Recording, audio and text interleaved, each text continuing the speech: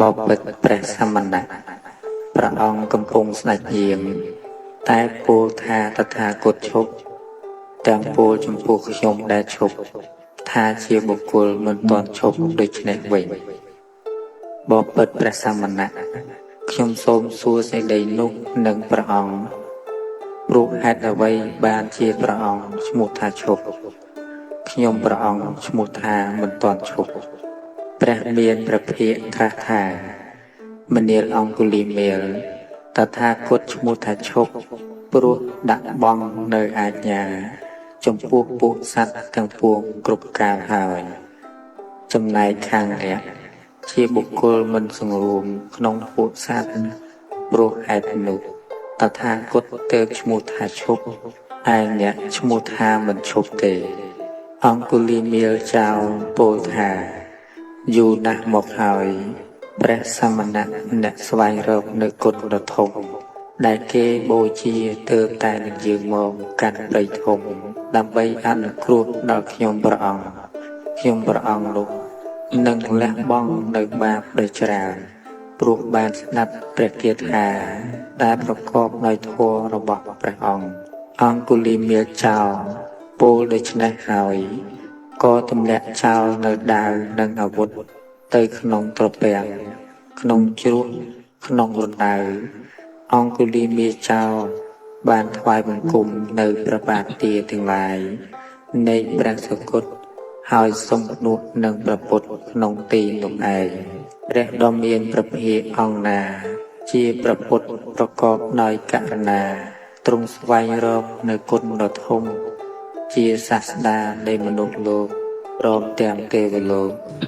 ព្រះដ៏មានព្រះភិក្ខអង្គនោះទ្រង់បានត្រាស់នឹងអង្គុលីមាលចោលក្នុងកាលនោះថាអ្នកចូលមកជាភិក្ខុចុះភិក្ខុភាពនោះឯងក៏សម្រេចដល់អង្គុលីមាលចោលនោះព្រះអង្គុលីមាលថេរៈពោលថាបុគ្គលណាប្រមាថក្នុងការមុនហើយមិនប្រមាថក្នុងកាលខាងក្រោយបុគ្គលនោះរមែងយ៉ាងលោកនេះឲ្យរុងរឿងដោយព្រះច័ន្ទផុតស្រឡះចាក់ពពកបុគ្គលណាបានធ្វើបាបហើយបិទបាំងអំពើបាបនោះដោយកុសលបុគ្គលនោះរមែងយ៉ាងលោកនេះឲ្យរុងរឿងដោយព្រះច័ន្ទផុតស្រឡះចាក់ពពកភិក្ខុណានៅក្មេងតែក្មេងគ្មៀតក្នុងព្រះពុទ្ធសាសនាភិក្ខុនោះរមែងយ៉ាងលោកនេះឲ្យរុងរឿងដោយព្រះច័ន្ទផុតស្រឡះចាក់ពពកសូមពួកជនជាសត្រូវនឹងយើងស្ដាប់នៅធម្មកថាសូមពួកជនជាសត្រូវនឹងយើងក្មេងគ្មៀតក្នុងព្រះពុទ្ធសាសនាចុះពួកមនុស្សណាដែលជាសប្បុរសតែងដឹកនាំក្នុងធម៌តែម្យ៉ាងសូមពួកជនជាសត្រូវនឹងយើងគប់រកនៅមនុស្សទាំងនោះចុះសូមពួកជនជាសត្រូវនឹងយើងស្ដាប់ធម៌របស់ពួកសប្បុរសដែលជាអ្នកពោលនៅខន្តីជាអ្នកសរសើរនៅសេចក្តីមិនក្រោធតាមការពួរផងចូលធ្វើតាមនៅធម៌នោះផងបើជននោះមិនបៀតបៀនយើងឬសត្វដទៃណាមួយទេជននោះក៏បីដល់នៅសេចក្តីស្ងប់យ៉ាងឧត្តមក៏បីរក្សានៅជនដែលមានចិត្តតក់ស្លុតនិងមានចិត្តមមមួនពួកអ្នកបង្ហូរទឹកតែងបង្ហូរទឹកពួកជាងព្រួញតែងពុតព្រួញពួកជាងចាំងតែងចាំងពុតឈើពួកអ្នកប្រាជ្ញតែងទូមានខ្លួនជនពួកខ្លះតែងទូមាននៅសត្វពាហនៈមានដំរីជាដើមដោយដំបងកង្វេនិងរំពាត់ដៅព្រះមានព្រះភិក្ខជាតាពីបុគ្គលទ្រង់ទូមានខ្ញុំដោយមិនបាច់ប្រើដំបងនិងគ្រឿងសាស្ត្រាទេក្នុងកាលមុនខ្ញុំជាអ្នកបៀតបៀនគេតែមាននាមថាអហិង្សកៈក្នុងថ្ងៃនេះខ្ញុំមាននាមត្រូវតាមដំណើរពិតហើយព្រោះខ្ញុំមិនបៀតបៀនជនណាមួយឡើយក្នុងកាលមុនខ្ញុំជាចោរល្បីឈ្មោះថាអង្គុលីមាល ដែលជំនុនធំគួចនាំទៅហើយឥឡូវខ្ញុំបានដល់នៅព្រះពុទ្ធជាទីពឹងហើយក្នុងការមុនខ្ញុំជាអ្នកមានដៃប្រឡាក់ឈាមល្បីឈ្មោះថាអង្គុលីមាលអ្នកចូលមើលនៅដំណើរមកកាន់សវនៈរបស់ខ្ញុំចុះខ្ញុំបានដកនៅតណ្ហា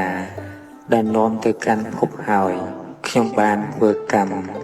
ដែលជាដំណើរទៅកាន់ទុគតិបែបនោះជាច្រើន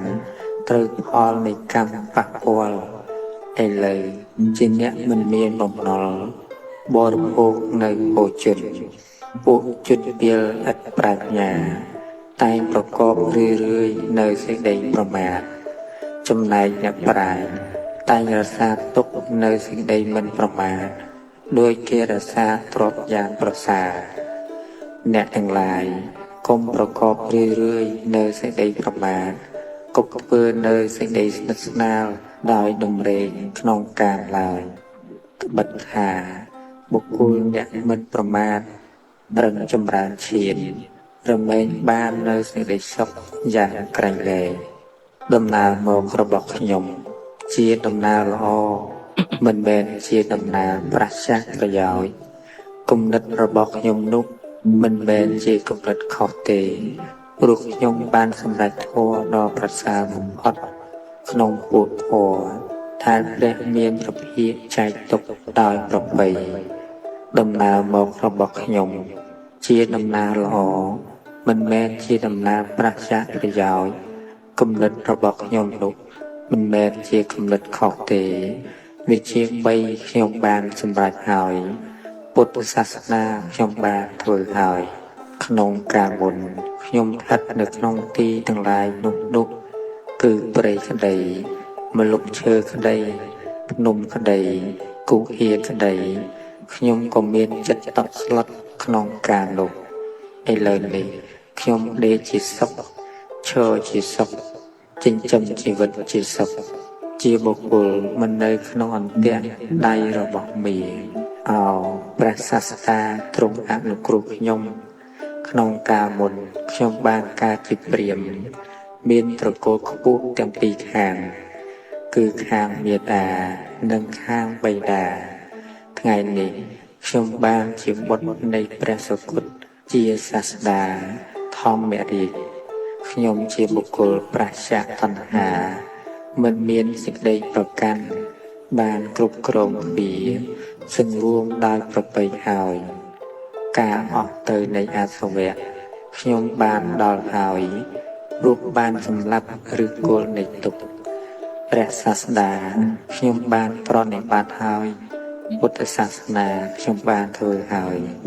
ភារៈរដ្ឋគុណខ្ញុំបានដាក់ចោលហើយតណ្ហាជាគ្រឿងនាំទៅកាន់ភពខ្ញុំដកចោលហើយចប់អង្គុលីមាលថេរៈ